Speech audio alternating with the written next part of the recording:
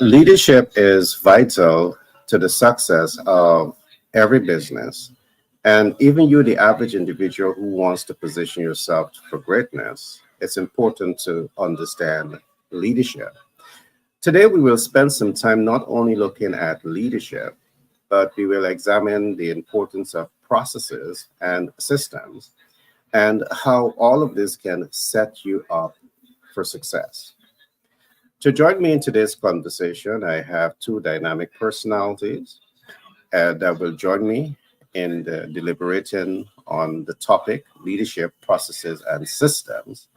So I want you to join me in welcoming Tony Raghunandan. Hi, Tony. How are you? I'm good. Gary, how Great. you doing? Phenomenal. Phenomenal. Great to have you here today and excited for the conversation that we're about to start. And we also have Peter Gooscott. And Peter Gooscott, he is an theologist by profession and an entrepreneur. And Tony, he is an expert in the emotional intelligence and also performance management. Tony, I want to start a conversation today by looking at some definitions of leadership. However, I want to look at leadership from the perspective of what I call proactive leadership, because I do believe that very often, as persons position themselves for success, they tend to be more reactive as against being proactive. So I want to shine some light on what proactive leadership is and why it is important to you. There are three aspects to proactive leadership. The proactive leadership is trained to think ahead. The proactive leader is trained to see beyond problems. And the proactive leader, they are also trained to take informed action to attain targeted results. Now, what I will attempt to do now is just to put a face to the process of thinking ahead. In starting a business, can you imagine that you simply start that business without understanding what are the process to start that business? Let us say you want to start a US based business. What is the process?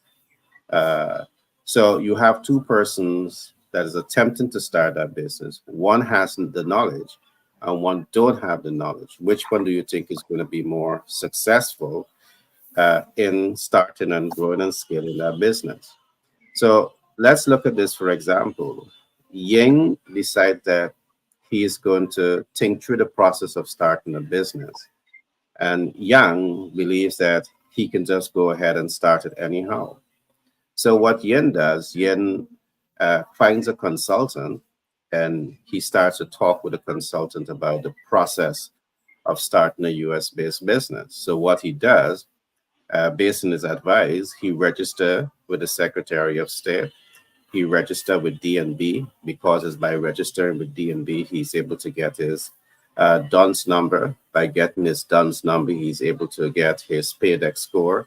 And by getting his paydex score, his business now has a legal identity separate from him. All right, so he can now use his personal paydex score, FICO score, and the business paydex score to move that business forward.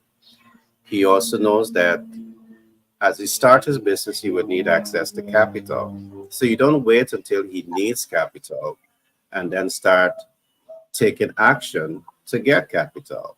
He thinks ahead.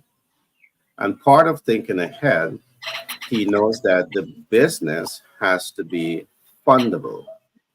So part of the fundability factors of the business needs to have a business checking account. It needs to have a business savings account because any financial institution that is going to be allocating capital to you, it's not going to be in your name. When you have a business, it's going to be to the business. So they're going to send those monies to your business checking or savings account. So Young knows this because he met with his mentor. He learned the process of starting that US based business and he followed that process, and that's thinking ahead. Now, Young, on the other hand, he just was doing anything that he thought come to mind. So, because the fact that Young didn't have the information, it's undermined his effort to start that business and to scale that business. Young again, because he has the information, he understands the importance of being visible. And visibility, what it means is that as you build the business up, the visibility of that business, you need to ensure that the business name coincide with your website, the website coincide with the YouTube. So when financial institutions are looking for you, it's easier for them to find you because everything is in a straight line in relation to seeking information. And financial institutions, many of them, they may look at your social media profile, they may look at your website, and when they see uniformity, it tells them that you're a professional, you know what you're about, and that in itself helps you to be more fundable.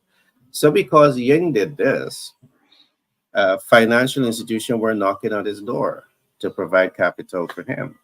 While Yang, on the other hand, who didn't take the time to be informed of the processes to start and scale a business, he was going through tremendous challenges.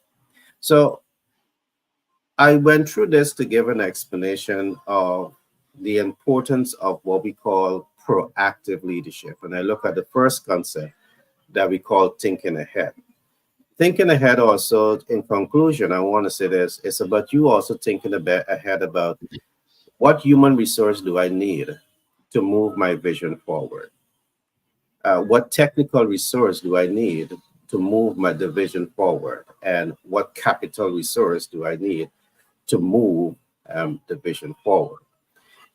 Further in a business context, we may call this the factors of production. And the factor of production in the business context represent understanding land and labor, capital, and enterprise. These are all things that you want to think ahead about. And because you're able to think ahead of them, see beyond, think ahead. At least let's start with thinking ahead. It allows you to be in a much better position to navigate the terrains of doing business. So I trust that the information I've given so far really helped you, the audience, to understand what proactive leadership is. And I did say at the beginning that proactive leadership stands on three pillars. One is thinking ahead, two is seeing beyond problems, and four is being able to take informed action to achieve an end results. I'll pause here for now. I'll open up to Tony and Peter, and then I perhaps can go a little bit more into seeing beyond the problem and what is informed action. And we can then also spend some time looking at what is processes and why processes should be systemized. Tony, your thoughts? Yeah, I think everything you said is extremely important. I mean, we have to understand what is the opportunity we are trying to get at. What is it we are trying to take advantage of? And of course, all of those things have to do with logistics. So all of the things that you mentioned in terms of the behaviors, planning ahead, taking informed action, those things are behaviors that are going to come into play eventually. Because when you start your business, you started based on a series of core values that you have. And everything in performance management starts with core values. So when you have core values, it means what is the business going to be about? Who are you trying to satisfy? What is your customer like? What do you want them to experience? Your core values will start from here. So from there, then you drill down, and you have to obviously create a strategic plan, which is going to give you. You will do your SWOT, your TOES matrix. You will do your strategy map, and all of the activities that are going to go with that. But now you have to involve people, and we'll get into the people part because that is when you start defining what behaviors you want to see and that type of thing. But I'll pause here for now and hear what Peter has to say, and then we could continue that process. And I like the concept because from our viewpoint, the questions that we do ask ourselves as we even look at even where business is concerned in relation to leadership, is that businesses exist, or everything actually, not just businesses, but every strata of society exists for the purpose of human growth and development. There's hardly anything that we touch, whether it be in politics, whether it be in education, whether it be in religion, whatever principles or practices that are engaged in, the bottom line, the end result is human growth. As far as leadership and that essence of human growth is concerned, we look at it from the standpoint, or encourage individual to look at from the standpoint of influence. But then, how do we actually create influence? Because influence is not so much as of trying to attract somebody else's attention, but it is really in view of where I am going, and attracting other individuals to empower us, to help us to attain those objectives that we're looking for. So, from the standpoint of influence of personal leadership, that's where it all starts. Personal leadership, because it is anybody who's going somewhere. The question is always where the leader is going, and the leader is usually ought to be going somewhere that is going to uplift his life and develop his life. And in essence, he need seek for assistance in that regard. It extends out. Leadership extends out as a matter of influence in regard to we are not living in silos. No individual is an island by himself. Every individual has a network of individuals around them that also are having shared value in the stake that that person is seeking for. So it extends out to family. And as we do know, what is the community? The community is just a number of individuals, a number of families joining together to form the community. And by essence, it is the agreements that we all have that forms the corporate values that we measure ourselves by. So coming back to leadership, influence. How do we use this as a tool by which we are advancing human growth development, that at the end of the day we can all, everybody, the society is improving and getting better, and how we break that down into various steps and systems that we can speak of, then at the end of the day we can have that level of fluency, we can have measurement, we can all look back over time, and we can feel as if we're actually advancing as a human species. We can do Mhm. Okay. PT, you made some points, and I know when you speak from a theological standpoint, and I must say I admire that about you. I do believe ideally the way the world should be is that systems, as they build systems, the key focus should be on the human growth and human development. But as you dig a little deep, we tend to see that not all systems are really set up to foster collective human development. So that is in the ideal case. And I like the work that you're doing because you're focusing a lot now on sustainable human resource development. And I just want to give you encouragement to keep doing what you're doing to foster collective and human development. But that sometimes you tend to feel that's the exception to the rule. Now, what I want to do, I want to come back to some of the points I've made early on.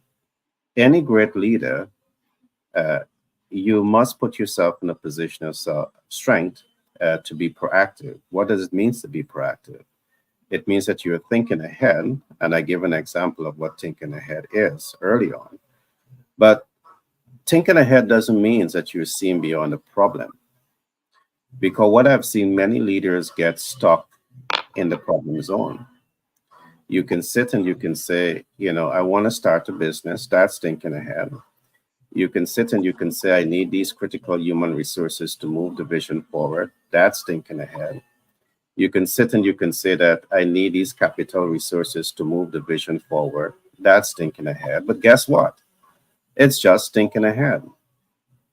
It doesn't mean that you have clearly developed a game plan that helps you to exit what I call the problem zone. So while you think ahead of what you want to accomplish, you're still stuck in the problem zone because you don't know how to achieve it. And that's why we say seeing beyond the problem, because seeing beyond the problems is when you can sit with yourself, or because you have the expertise, or you could bring in a group of mentors and coach and sponsors and supportive community to help you to think tank and brainstorm a process. All right. And to find solutions to that problem. So think tanking and brainstorming, the best solutions to the challenges is going to help you to see beyond the problem. What it means now is that you have clear targeted performance outcome. It means that you also have a clear strategy to achieve an objective. So let's take, for example, in the organization, we are seeing that they are not collective interests. We are seeing that they are not so high socialization. We are seeing that they are not strong communication among peers. That's the problem. The way of seeing beyond the problem is to say, okay, what can emotional intelligent leader do?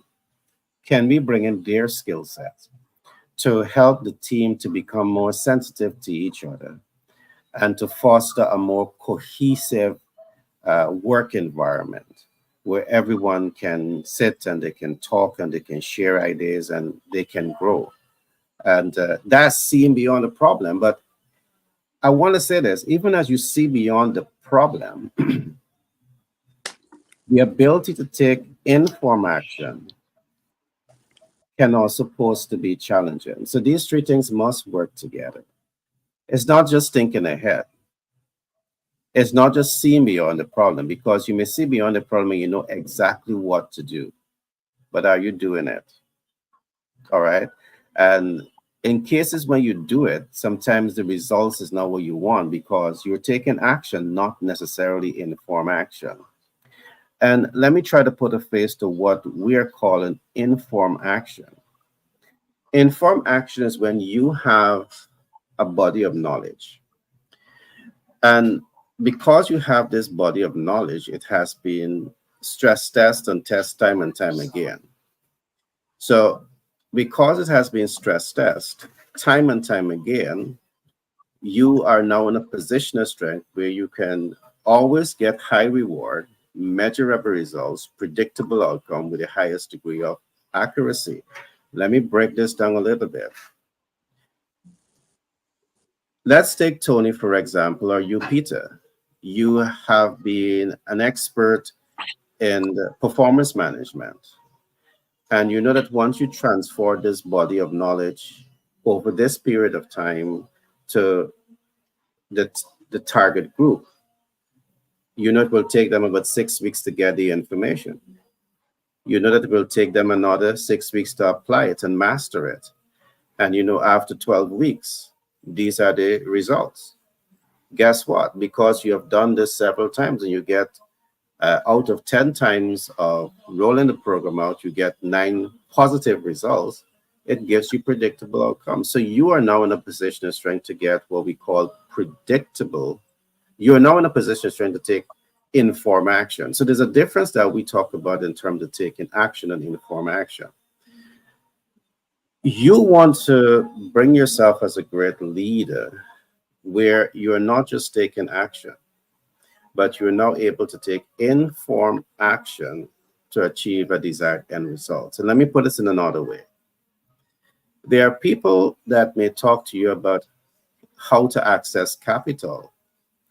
They may talk to you about it, but do they have all of the moving parts to help you to access capital? No. They may have some information. They may say take these action, but is there any guarantee that you're going to get the results at the end of the day? No, because they have the information, but they are not have never applied the information. So think about two persons. One person have some information about capital markets, and the other one have the information, but he has the also practice of it. Not just the theory, he has the practical know-how in terms of step-by-step approaches to access capital. Let's take, for example, that person might be a banker. All right, let's suppose that that person might be a credit financial specialist. They might be a mortgage loan, originator. All right, or financial originators. You have these type of experts. So they come with a certain degree of expertise that really helps them to be informed, fully informed, that once you take specific course of action, the results is highly predictable. We have coined these terms, we have developed these theses because we are seeing there are too many smart people that are taking action, but they're not necessarily getting the results that they want. All right. So that is just a little bit more that I want to share in terms of today's topic, which is leadership. I talked today about proactive leadership, and there's three elements to it. It's your ability to think ahead. In starting any business, any process, think ahead. Don't wait until your backs are against the wall. And then you say, if I had known. When you think ahead, you're thinking through things that can go right and that you want to go right, and things that can go wrong, and how to set yourself up to manage the things that are going to go wrong. But things will go wrong. There's no perfect plan. None. Absolutely none. Zilch. No perfect plan. Things will go wrong. So in thinking ahead, you train the mind to see beyond, to think ahead of them and to come up with your game plan to see beyond the problem. And practical steps that you can take to still achieve your end results.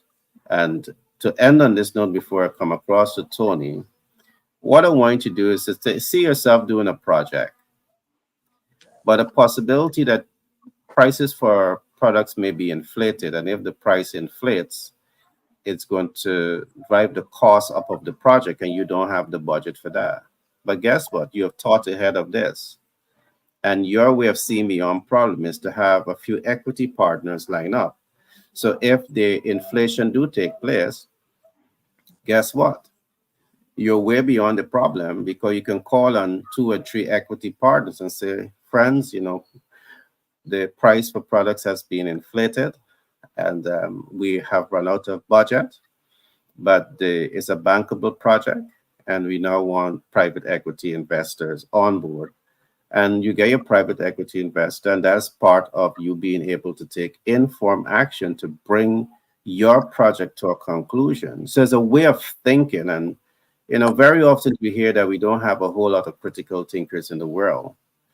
And I do believe that we need to create the environment where we are nurturing people to become critical thinkers, to be solution driven. And that's one of the reasons why we are hosting these platforms, is to be able to provide that kind of information to people and to help them.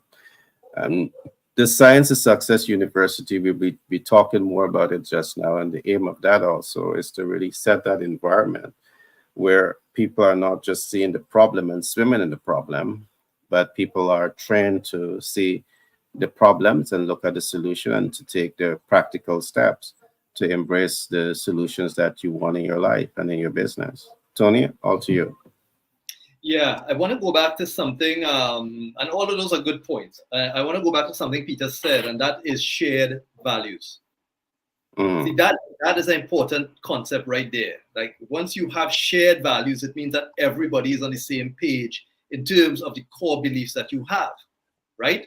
Now, you have to be very objective about this, because when you when you want to deliver on those values, if you want customers to experience those values, you have to drill down and get the right behaviors, which means that you have to define your competencies properly. And when you define those competencies properly, it means that you have the skills, you have the knowledge, and you have exactly the behaviors you want to see. And that is what makes competencies different from values. Competencies are always observable. That is important to remember, right? So when something like thinking ahead that you mentioned, Gary, thinking ahead is a behavior. Mhm. If a leader is thinking ahead, he may want to use thinking ahead as a behavior that he wants to see in his people. And then he has to define how are those things supposed to be demonstrated here in this company. What does thinking ahead look like? So you mentioned something else about human development. If somebody is not thinking ahead, then that is where the coaching and feedback and training comes in, because you want them to be able to think ahead so that they can be aligned with the core values that you defined in the first place. That is an important concept. So that being said, when you have that in place, remember, when you have your behaviors properly defined, that is what will drive your culture. So that determines not only what the customers experience, but it determines what the internal customers, the employees experience as well. And it's easy to say. We could say we want all of this, and we could put it on a poster and stick it up on the wall, but that is all values become, a picture on the wall. So if you want to It's transfer often that, like that. if you You're want to right. translate that picture on the wall to behaviors, then you have to have the coaching, have the feedback, have the conversations that you need to have as leaders to create the right environment. You with me? That makes sense? A lot of Yeah, sense. today you're perfectly correct with that. I'm perfectly correct. You finished? Yeah. Yeah, you're perfectly correct. I think what happens very often, and there's where you see some disconnect. As we look at organization culture, every organization should stand on four important pillars. Um, we call it the organization structure, the organization chart. And when we look at any organization chart, it is broken up into three parts. You have the strategic leadership, you have your tactical leadership, and you have the operational leadership. And it doesn't make any sense for the strategic leadership to develop all these policies and develop cultures, but then it is not filtered throughout the strategic level, it's not filtered throughout the tactical level, and it's not filtered throughout the operational level. So when you find that the filterization is not fully optimized, there is where you find a whole lot of disconnect being taking place, where corporate management has a vision, but then the way the organization team leaders are acclimatized to the vision, to the culture that has been at least developed in terms of paperwork, it's not properly done. So that's a recipe for disaster. So it's one thing to develop the right systems. It's another thing to socialize and acclimatize the theme to it, and to give them time to grow and apply it so it becomes the culture of the organization. The culture is not a culture by developing the documentation of what the culture should be. The culture becomes a culture when every single person within the organization becomes a living, breathing organ of the value that you want to translate throughout the organization and beyond the organization. And that's a lot of heavy lifting to make that happen. But I pause here for now. I'll come to Peter. When I come back, I want to talk about, processes, because I do believe that sometimes we really need to understand processes. what is a process. So I'll spend some time just expanding on what it is, so as to help our listening audience to get a better understanding as to what this is. And of course, if you need to adopt some of what we are saying to your business, Tony is an expert in his field. We all are experts in our field. We'll be happy to spend some time talking to you about that. But Tony, Peter, I would love to hear your thoughts on what we have shared so far, and perhaps you may want to talk to us about some of the systems and programs that you are working on. Well, the thing is, Gary, even before I go into the systems, is that somebody might listen to this conversation, and usually individuals look at some conversations, even a conversation like this, and they think that these guys are too idealistic. They try to, life is not really like that. But I like to be the older, even as we seek Uh, to. Peter, some of what you said was cut off. I don't know if you can just quickly just recap. A Okay. lot of what you said was cut off. All right. All right. So I was saying, are you hearing? Are you hearing me more? I'm hearing you now. Yeah. Right. So what I was saying is that sometimes these conversations, the conversation that I have about growth and development, sometimes individuals listening to it can label as being idealistic. But what we try to understand is, um, let me say it another way. One of the businessmen that I admire the most right now is Elon Musk. Elon is now that he needs to go to we need to go to some other planet, because somehow we are in danger of wiping this one out.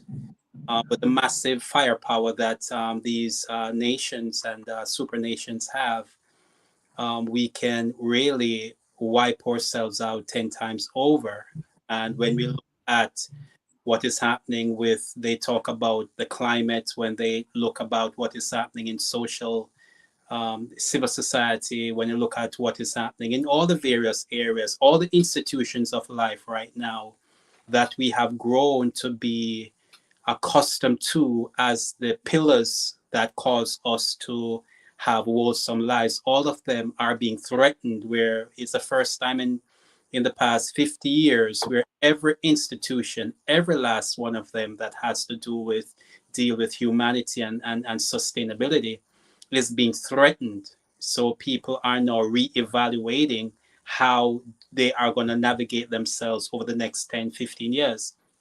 So the question is, um, if we as human beings are now looking for another planet, and then we are going, and we speak about thinking ahead, and we speak about seeing beyond the problems, taking action, shared ideals, and capabilities, and all of that. The question is, for what? For what? At the end of the day, where does all of this lead, especially if we're going to lead us in putting ourselves as a species in danger? And so, what I like to do, because master planning now takes the time to step back, to really step back. And then, after 6,000 years of history, for us to really evaluate the impact of all we have been doing, with all our achievements, with all our accomplishments. As Stephen Covey puts it, that there is the individual who is so desperate to climb the ladder, only to find out that at the top of the ladder is leaning against the wall, the wrong wall. So I like to take master planning, because I did speak about leadership, but the aspect of master planning is, having a master plan now is to really to look back, evaluate how far as a human race, how far have we come over the last 6,000 years with all our accomplishment? And if we should continue on this trajectory with all our planning, with all our forward thinking, with all of this, where is it going to go? Where is it going to lead us? So the idealistic thinking now, we have to sort of filter that into the conversation for us to understand that, we have to put in those components in the planning, because somehow we have to change course. We have to change course when the institution of religion, it seems as if it is not working. When the institution of education that we, so much talk about here, it seems as if it is preparing people for a world that doesn't exist. When you look at the institution of the family, where now more than ever people are more confused about what family is. When you look at media, when you look at, line them up, when you look at all of this to see where it has brought us over the past 50 years, and to set a trajectory of where we're going to go over the next 50 years, now we got to begin to look. Now, maybe we need the master plan. Maybe we really do need a master plan that is going to give us a pivot from what we have achieved in the past. So it was in that concept now that I would go into kind of systems, from our standpoint, the kind of systems that we can apply to see how we can now have some check marks, to ensure that we're not going to, if we do go to Mars, like Elon says, then we do not have a repeat of what we did on Earth. But we can now, as a species, begin to not act like parasites, but really be the species that really add value to where we are. Okay. Um, Peter, I do believe that there's a lot of dynamics, multiple dynamics at work. And as we look at the world, sometimes you think but it's good versus evil. So you have the evil dynamic and you have the good dynamics. At the end of the day, we're going to be optimistic that the good dynamics will prevail. However, as promised, I want to talk a little bit about processes. What exactly are processes? So you have a business. Do you have business processes? And if you're in business and you don't have processes, you're going to set yourself up for failure. So you want to live the best quality of life. What are the processes to live the best quality of life? You need the processes. So what I will attempt to do is to just share some ideas in terms of what is processes to really help the listening audience to understand some frames of reference and terms of reference. So I'm going to call process, let's call it standard operating procedures, SOPs. So a process could be, you have a business, but what is the process to make that business and that brand visible? All right. So you may have your visibility process. So what does that look like? Because if you don't know how to make your business or your brand visible, if you don't know how to use this process, that business is going to suffer. So the process could look like, the visibility process can look like, how are you using mass media to get the information out to the public? And when we talk of mass media, we're talking about how well do you understand radio as a medium? How well do you understand television as a medium? And how well do you understand print media as a medium? Do you understand the processes, the visibility processes? Because failing to know this, it's a vital part of how you're going to take practical steps to move the vision forward.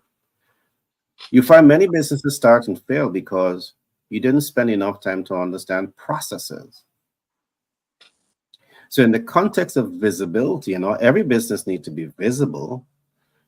It's not only your ability to use mass media, it's your ability to use social media, because social media today is one of the fastest growing medium that is designed to give you accelerated visibility.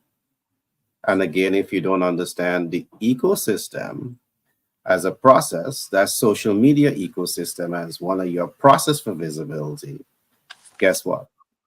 You're undermining the chance of growing visibility, optimizing visibility. So all of these are processes, but let me try to just expand this a little bit. As you look at your organization, what is your HR processes? These are processes. What is your public relation processes? These are proper processes. What are the financial management processes? These are processes. All right. So what are your marketing processes? These are processes. All right. Do you start a business without your market research processes? Perhaps the reason you failing is because you didn't have a market research process. So what market research will help you to do now is to really understand if it makes sense to do business in the first place.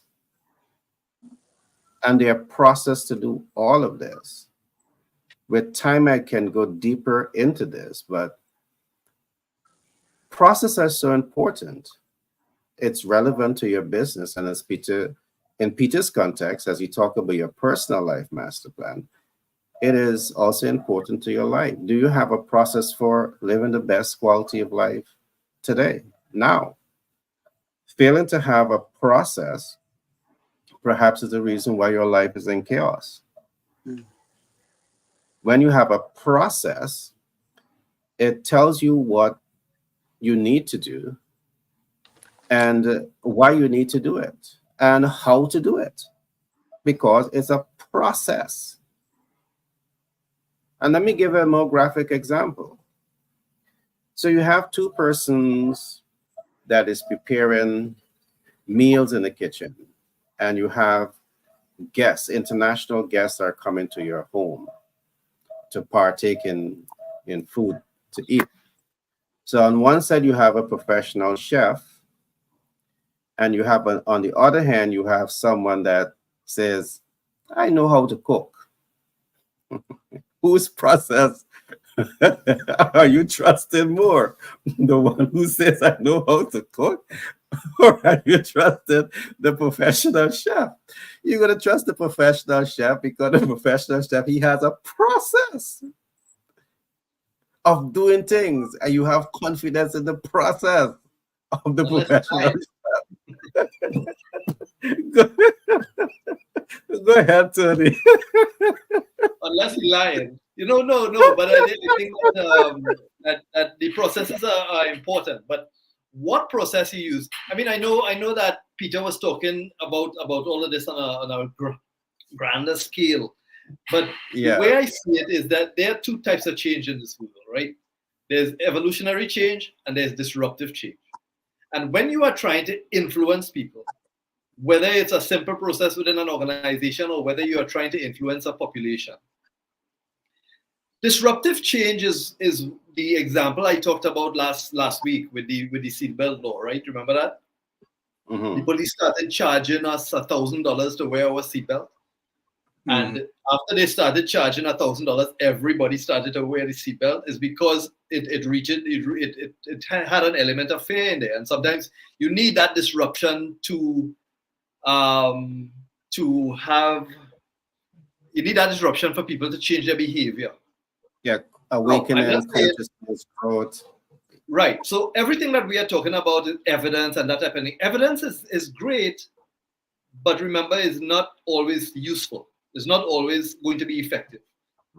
Because telling somebody, like I talked in my video the other day, talking to somebody about quitting smoking, you could tell them all you want about the dangers of quitting smoking. They are not going to stop. So when you want to create change now within an organization, some of those things have to be disruptive, yes, but most of it should be evolutionary. And when I say evolutionary, change that takes time. Like, for example, if I had to develop a relationship with Peter, for instance, that would take time. But once spend time on the process to develop that relationship, then that change will be long lasting. Mm-hmm. Mm-hmm. So we have to be very wary of the type of processes that we are using Yeah. to influence people. Mm-hmm. You could use disruptive change, but the problem with disruptive change is once the threat is removed, people go back to their behavior. Mm-hmm. So evolutionary, and this is where performance management is very powerful. When you are using the conversations, or when you are using the right appraisal systems and the right coaching methods and the right training over time, you get changes that stick. Like you cannot unlearn how to drive a car, for instance. Mm-hmm. It's really difficult to unlearn it because the way it was taught is evolutionary. Yes. So if we could get that type of changes within society or within an organization, and that is what sometimes we are missing because companies want a quick fix. They want some leaders want quick fixes. They want to do something with some people here and have a team building session. And great. After that team building session, everyone will work perfectly. But it doesn't work like that. You need a longer process for things to work properly and to stick. You want change that sticks, and that is the important point. And I'll pause there. Your comment. Yeah, Tony, you made a very valid point there when you talk about quick fix.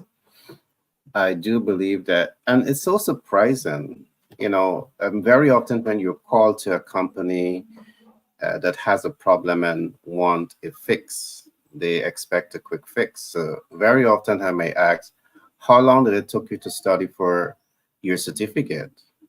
How long did it took you to study for your diploma? How long did it took you to study for your degree and your master's degree? Was that a quick fix? Because sometimes even after you have that piece of paper in your hand, doesn't make you a subject matter expert. So what is it that you're asking us to do as consultant to quickly fix the problem? It's a process. And sometimes the process takes 3 months, 6 months, a year to create the mindset change. And let me say this. Perhaps if it was a robot, all you had to do is to take out the chip, Tony, put in the new chip, fix the problem. You just set the program up, right? But with you, but it's not like that. It's not a quick fix like that. So I love the point that you made, right? It's not a quick fix. If it's we call a crash course, where they call it, Tony, you do a crash course, is a wake her up, a refresher course. Pressure, yeah. That's one thing. But if you want to foster long-term sustainable change that can transform the organization, it's not a quick fix. So don't call me to do your quick fix. I'm not the Yeah. kind of person that can do it. I want you to get results, and it's going to take some time for me to get the results. If you want a refresher, that's okay. We can do that for you. But don't expect the fix in the refresher. The refresher is No. not for that. I mean, when Not companies have things like problems like low morale and communication issues, there is no quick fix for that. There is no no, quick fix. no. That's some deep-seated emotional issues that you have to address, and it takes time. Yes. But there are things that the organization can do to help to foster that. Tony, Peter, back in the days, we always say it takes a village in our community to raise a child. Yes. It's no longer like that. So it makes your role, the consultant, more difficult because that child is coming not socialized to the old way of doing things. They're highly social in their community. So when they come into the organization, if it's a social skills issue, that's somewhat fixed because they have already been socialized, and the community has already have their input. But that's another issue by itself. We'll talk about that as time progresses. But I want to go a little deeper into, or I want to go now to systems, because I do believe that very often people have also a misinterpretation of what systems really is. So I just want to spend some time discussing what is systems. I begin to this discussion by looking at proactive leadership. Proactive leadership is a way of doing things. So, an example of how proactive leadership becomes now subject to systems is when I'm able now to take all of the best practices in the leadership, in proactive leadership. All the best practices are things that I've applied, it has worked, it has given me consistent results. My team are comfortable with it. They're well documented because these are workable tools and strategies, all right, and processes. They are workable. So I take out that set of things that are workable and I put them in one pocket.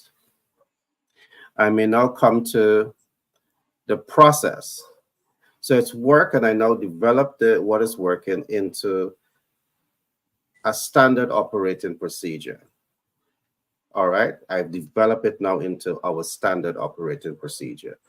So no one goes to talk to a potential client unless they understand our value offer.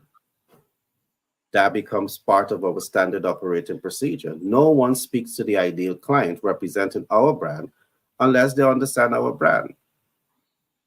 So I take out all of these best practices, all right, that establish how public relations should function, HR should function, marketing should function, all the departments should function. And then I say, okay, these are all the best practices that we have. It's working beautifully. Everybody, they're comfortable with it. It's designed to foster growth. Now let's systemize it.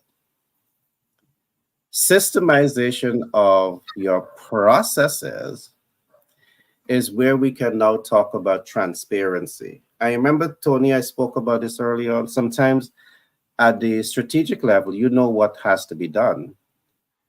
But because your processes are not transparent, there are no transparent game plan around it, the tactical team don't know it. The Yes, operational exactly. team don't know it. Yeah. All right. So the reason we talk about systemization is because the entire process must be so systemized that every single department knows what they're supposed to be doing. It's not A calling B and B is all the way down to Z. You have coordination. All right. And it's not only transparency, as we talk about systemization, the reason you want to systemize your processes is because one, you want it to be transparent. Two, you can now hold persons accountable. Because think about this. If you just have processes and people just don't know who's holding who accountable. Accountability could be time factor. If you're going to put up a wall, our standard operating procedures that wall should be up in 2 hours. Our standard operating procedures is the quality must be this. But if there's no systems, how can you hold anyone accountable? So systemization really helps with the transparency. It helps with the accountability. It helps with the consistency. Because think about this, you successfully bake the cake. I think myself and Peter, we were talking about this earlier. You bake a cake, and the first bake come out beautiful. Yeah. But guess what? You can't repeat the process. You don't have consistency in your processes. No consistency. So when we talk about systemizing your processes, it's because you want to bring consistency to what you're doing. And all of this is so important.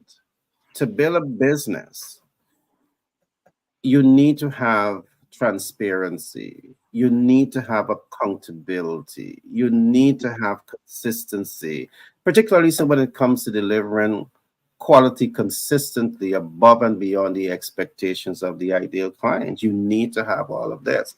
Now, Tony Peter, when we talk this way, the average rising star in business is going to say business got a lot of moving parts. If you're saying that perhaps business is not for you, all right.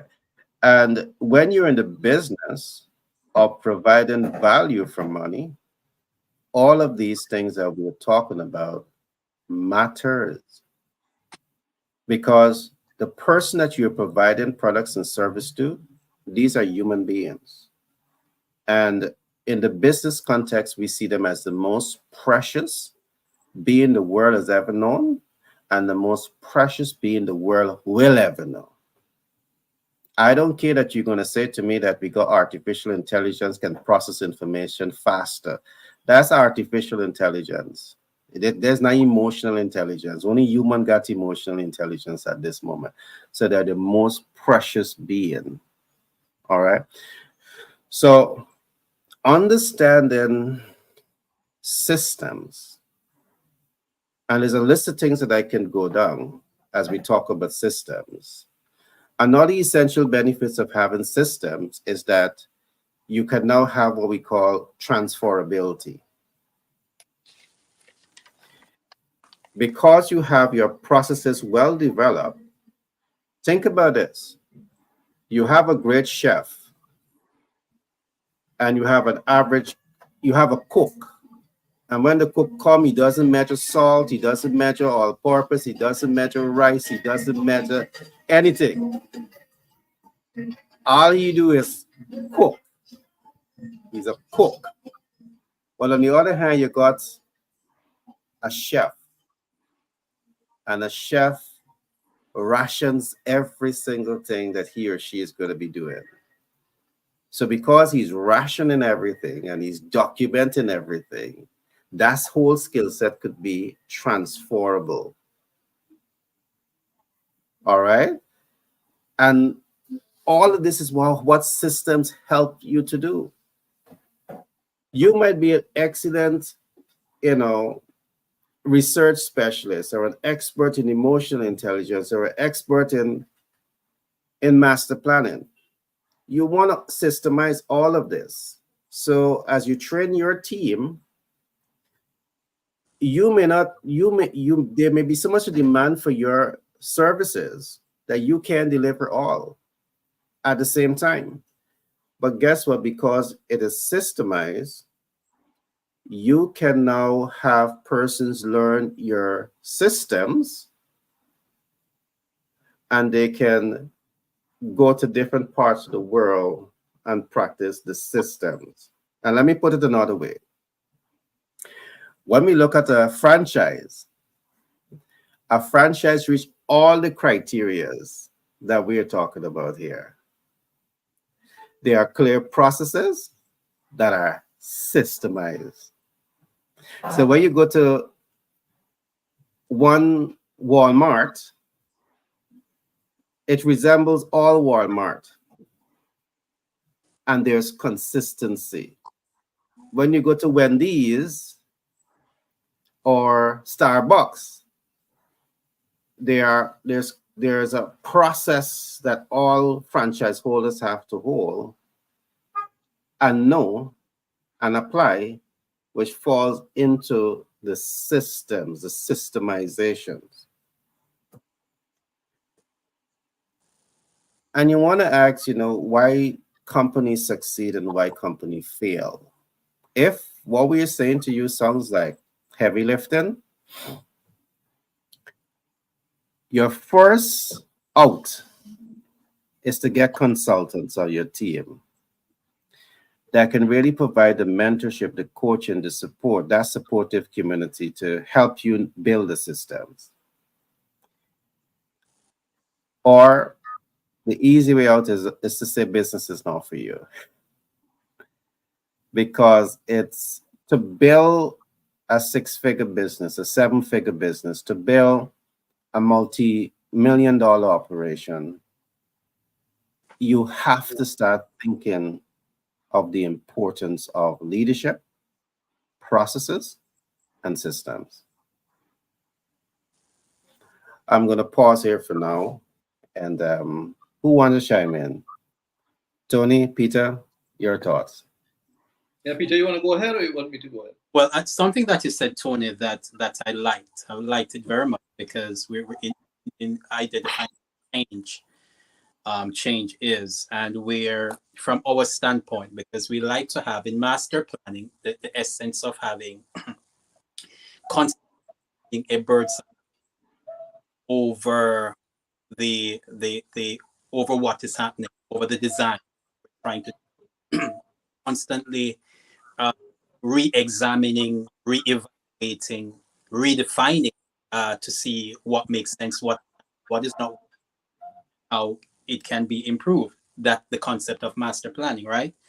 But in relation now, as you to human growth, and in your field of behavior, of the management of performance in human behaviors, and you mentioned the difference between or evolutionary and disruptive change, evolutionary change as against disruptive change, applying that to the human species, in how, because the question is, we love that we as a human species that we are advancing, right? We love that. We love to see the businesses working. We love to see the profitability of these programs, whatever goes into making it happen and make it works. But then we want to have that master plan, bird's eye view, to ensure that you do not have one set of or one area of the process is being developed at the detriment or at the expense of the other area. So that is where human growth is concerned, because we have to now balance how are we operating, not just as classes of human beings or segments of the planet, but human growth has to do now with the entirety of what is happening. And if we can communicate to those who are doing extremely well. So coming to a close of what I'm saying. So we look at human growth from the same standpoint of the organization. The human species is the organization. The humanity as a whole is the organization. How do we set up those, as Gary mentioned, the standard operation systems and processes? Because every human being operate the same way, no matter where they are. Every human being have the same needs, wants, and wishes. And the question that Gary asked is, why does some companies fail and some succeed? Why? Because some companies, those who succeed, they have narrowed down the human need that they are qualified to supply. So the standard operation systems that can be employed where for us as a species from the standpoint of human growth and the development is that all of us are individuals. All of us lives within the context of families. All of us live with our families in the context of community. And all of us operates with corporate designs that manages our individual, our family, and our community. And when we look at it from that standpoint, then it becomes more clearer in how we can manage, or not really manage, going back to the first word that we mentioned earlier about leadership. How can we now influence our collective approach in business, in all the other disciplines that contributes to the wholesome development and growth of the human person? How do we now coordinate? How can we coordinate all of that to ensure that there is some kind of synchronicity, that the business is objective, is actually bringing out the or adding to the overall development of the human person. The education industry is also contributing in that respect. The religious bodies are also doing that. And every area that serves the human person has one objective in mind. And it sounds idealistic, but we need to do that because at the end of the day, we all need the same thing and we're all sharing the same resources. So ending with this, all right. So basically now, we look at our processes or standard operating process because it is just a repeat, as Gary was going through. It is just a repeat of the same thing. So as an individual, there are four components that every individual has: his health, his wealth, his relationships, and his appointments. Family is their health, their wealth, their relationships, their families. The community, health, wealth, relationship, and appointment. Corporate, health, wealth, relationships, and appointments. And when in our systems, nailing down these elements, narrowing it down to these components is just a matter of now bringing together the different resources and the subject matter experts and the individuals who are qualified to speak into those disciplines. And at the end of the day, then I can truly say, as Gary mentioned, it's actually brighter. The future of humanity, from this standpoint, from how we look at it, the future of humanity is really brighter because now we are not just, it's looking back from where we're coming from and where we're going. Now we have those components that it is now systemized, and we know how to repeat it at the individual level, repeat the same process at the family level, repeat the same process at the community level and the corporate level, and we bring together the resources to do that. I think it's a beautiful day. Yeah, well said. Could you hear me? Yeah, yeah, well said, well said. I want to make 2 points just Sure. before I bring in Tony, based on what Peter would have said. Um, One thing that I took away from what you would have said is human need specialists. I do believe that if we all can strive to become human needs specialists, it means that you're a specialist on human needs. And because you're a specialist here, you're better positioned to add value, better positioned to fix problems, and you stand a much better chance to be successful in what you're doing. So that's the first point. I think that one of the things that we advise when I lecture in marketing is that focus on adding value, focus on fixing problems, and the capital aspect will come, the money aspect will come. Just focus on delivering value above and beyond the expectation of the ID client, and the money will come. The second point that you would have made, Peter, I just want to give you some support on this before coming to Tony. You mentioned four things. You mentioned health, you mentioned wealth, you mentioned relationships, and you mentioned appointment. And I'm just thinking as you go through those four areas, and I can see it, you have it very close at heart because you repeat yourself with it several times. But as you repeat yourself with it, I'm asking myself, what if the organization performance management leadership adopts this? So in Tony context, you're going to be asking, how can I leverage performance management to optimize the health of my team? Because optimizing their health is optimizing their wellness, is optimizing their performance, is optimizing productivity, is optimizing everything, right? The company is going to grow. How can I use performance management to enhance their wealth? That's going to help them to be more happier, more satisfied, more highly motivated workers. All right.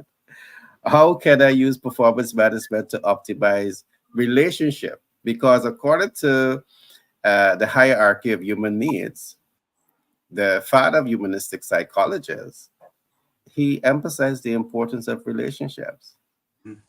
what if performance management can speak to this within the organization? Mm. What can happen within that organization? The bright day. And it means that you're going to be more effective at the last part, at fulfilling your appointments, because you have that relationship element going there. So I just have to do that, Peter, because I think you're onto something good. I did spoke to you about it early on. Keep doing what you're doing in that regard. Tony, your thoughts? Yeah, well, everything that Peter said, performance management leads to that Right. if it's done Okay. right. All right. Yeah. Because remember what I told you about defining the behaviors that you want to see. Yeah. Now, when you define those, remember that the hiring process has to take those behaviors that you want into consideration. So more than likely, if you do the hiring the right way, you are going to get those behaviors that are already habits for people. Good habits. Mm-hmm. So all of the things, and if somebody is lacking maybe one or two of them, you have the leadership there who could have the conversations that they need to have the developmental goals and plans that they need to have so that they could get somebody developed in the right way so that what started off as just a routine may eventually become a habit. So all of the health and wealth and all of those things, that what if you do performance management the right way, if you conduct the processes the right way, it should technically lead to that. Now, everything is not in stone. I mean, you're going to have issues that you're going to have to deal with, right? You're going to have conflict, which is not a negative thing, but it helps you to develop yourself. Mm-hmm. All of these help to develop yourself. And that, what you were saying about transparency, consistency, accountability, all of these things are ingrained in that performance management system. Mm-hmm. If you have an expectations conversation with the people who are working for you, they know exactly what is expected of them. So the accountability is going to be there. The transparency is going to be there. What else did I miss? And the consistency, if it has become a habit, will be there. Mm-hmm.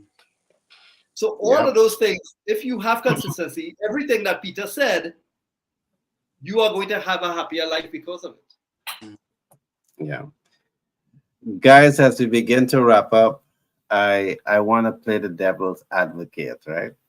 I like that. Tony says he likes that. Now, what if I listen to Peter on the point of wealth, and I'm saying to Peter, well, I'm the boss. I don't want my staff to be wealthy. What would you say? You want me to answer it first, or you want to go first?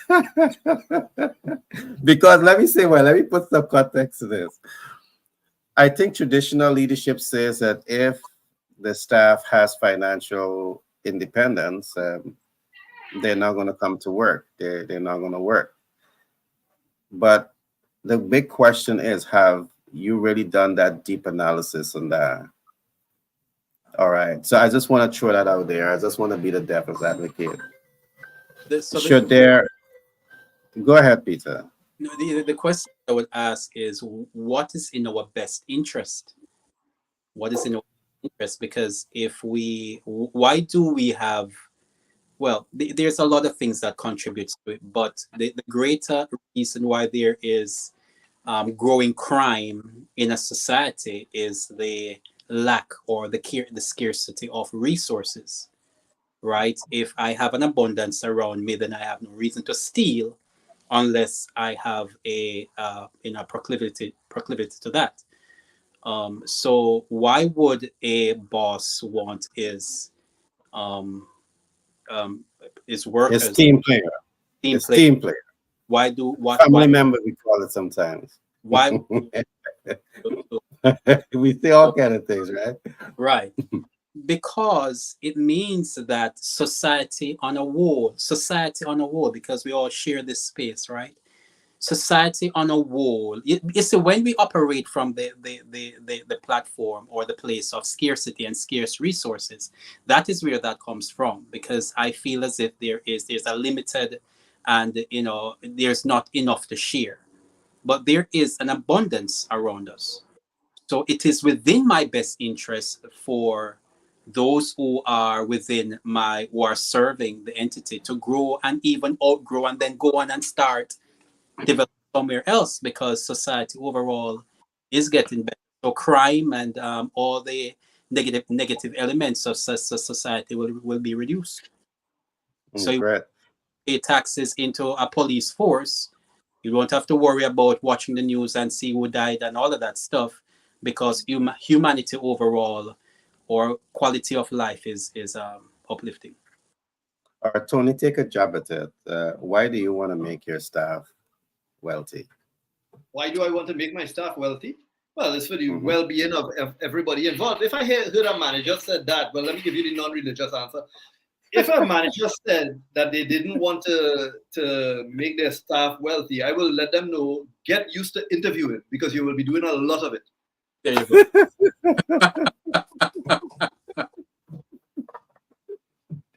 All right, let me put my twist on it. I believe that you have slave drivers and you have human developers. As a manager, you don't want to be a slave driver. And if you're a human developer, it's going to be very easy for you to say, hey, I'm going to do what Peter said. Let's try to empower these people financially so they can be happy, they can feel as though they can fulfill their dreams and hopes and aspirations and make significant contribution to moving your vision forward. We have a lot of positive examples when we look at the top 100 companies. And their team is medical bills are covered, daycare are covered, you know um, pension funds are covered, investment plans are covered. So I see what Peter is saying here with this program when he talk about wealth, and it's possible. And what we were attempting to do with this platform is to really help the corporate community to see a different way. We don't have to be slave drivers because the fear that if we peer person are empowered financially, they're not going to be loyal to the work. They're not going to work. They're not going to perform. It's going to compromise the growth of the organization. I think you will be happy surprised that the reverse will stand out once you're able to do so. That brings you to another argument, which we'll leave for another day. To be able to give enhanced compensation, I certainly believe that some companies, based on where they're at, they need to have a diversified way of thinking. And again, is where critical thinking comes in. Is if you're the single source of income for that business is now adequate because you have business owners that go paycheck to paycheck too. It's not only for those that are employed, but perhaps things for you to look at is how to leverage in cases where you have some excess liquidity in a smart way to augment the income. And I'm saying all of this because to give more compensation, more benefits to the employee doesn't necessarily have to come from the bottom line of the primary sources of income. But as time progresses, we will talk to you some more about private equity investors and the kind of creative financial models that uh, you can deploy to ensure that you have a true family when you talk about your corporate culture. So, with that being said, I want to come to you guys. What are your last thoughts, closing remarks on what we discussed so far? I'm going to start with Peter. Well, master planning is highly essential in everything that we're doing. It gives us that high level view over everything that we're doing. We're better able to make um, decisions and manage the elements of what we're doing. And adding master planning from our perspective to human growth, because it's I look at life for what it is and the evaluations that we have had in where we're coming from and where we're going. I think that it is important for us to. There are some changes. Changes are essential at this time because if we should project 10, 15, 20 years down the road in what is happening in our society right now, combining human growth and master plan to I think it is a powerful tool for us to, add our value to the community and to be that person that stands behind the businessman or the educator and to remind us we're doing this for the wholesome good of humanity. And if we do it for the wholesome good of humanity, because it's easy for us to do it for just the money or for certain short-term gains, which at the long term we all lose. At the human growth and master planning is a beautiful combination that we are seeing, adding our value to the community. All right, thanks for that share, Peter. Tony? Yeah, I think everything that we have spoken about today has been all about purpose, right? And what is purpose? Purpose is really why. Do we have a why, a compelling why we are doing all of this? Yes, it's to create a society that is better. Keep in mind that even if we are improving people within companies and developing with them within companies, using the processes, using the systems, that is indirectly or directly helping society to be a better place. And once we could establish that, once we could understand that basic human needs involves love and belonging, that once we could understand that, and it involves achievement, it involves being the best that we could be. Once we could get that right, then it's worth it in the end.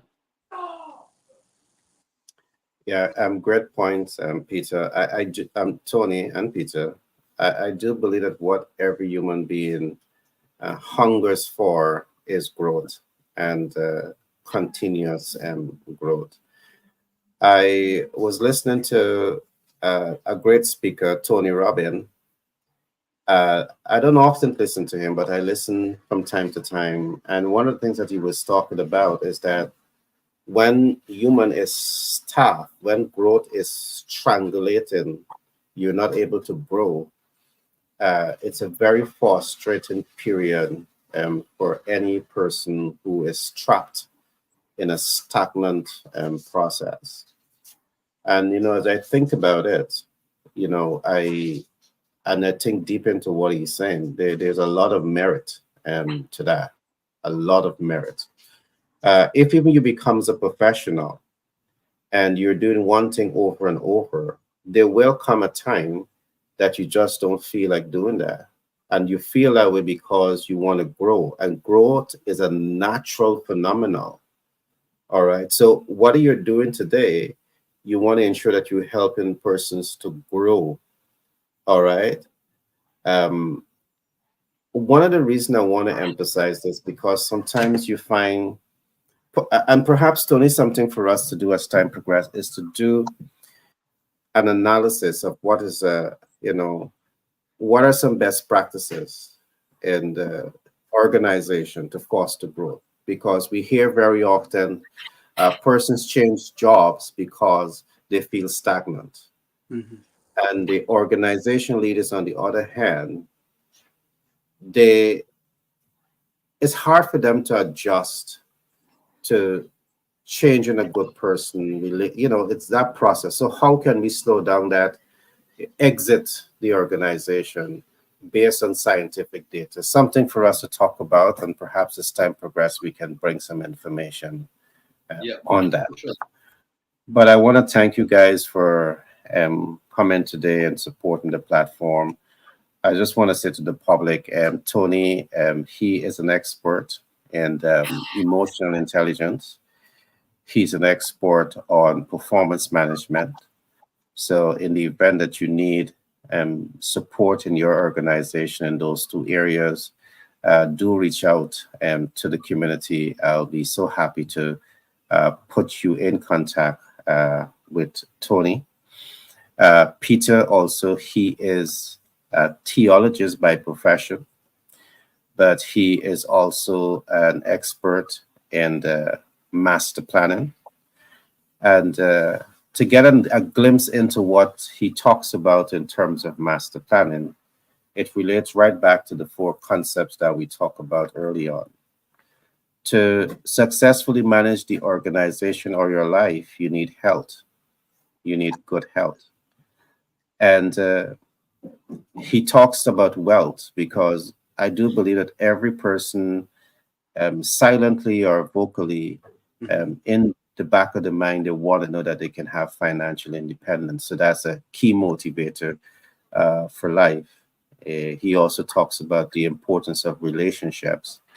I would often say that, relationship is the mother of all social systems. And I'm happy that this is part of his program. Relationship has so much of currency, and as time progresses, I know that he will expand on those concepts. So he is going deeper into these concepts. He has a thesis around this. So in the event that you need support in master planning, Peter is a good person to liaison with. So with that being said, I want to thank the community. Today, I know we are broadcasting on another three platform. Two is traditional, and we are also broadcasting on a new, not so old platform. We have about 11,000 plus persons on this platform, subscribers. So I want to thank you for tuning in, for supporting the program. I want to encourage you to continue to like, subscribe, and share, so you will be the first to get these content that we are bringing to you on a regular basis. With that being said, I want to say again, team, have a great weekend ahead of you, and we'll do this again next week and Saturday.